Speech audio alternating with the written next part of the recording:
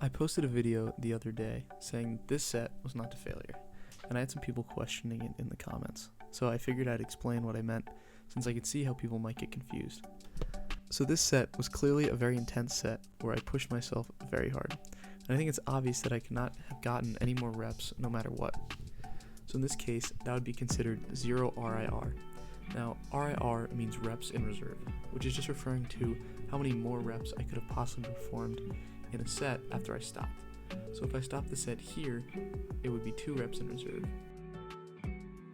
and here would be 1 reps in reserve, or RIR. I'm sure you get it. Now, the difference between 0 RIR and failure is that I still completed that last rep. And yes, it was very intense and ideally very stimulating for my front delts, but if I were to go to failure, that means that I would have had to have attempted another rep after this one and been unable to perform a full rep. The reason that this is an important distinction to keep in mind is that the amount of stimulus you acquire from each set is dependent on how hard you push that set.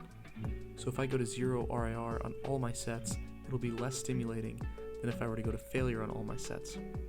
Now, it would also be more fatiguing than if you ended at 0 RIR, so it's important to be aware of this difference when deciding whether or not to push yourself for each set. And although this may not make a noticeable difference from day to day or week to week, it may be important to keep in mind when looking at the big picture during your entire fitness journey.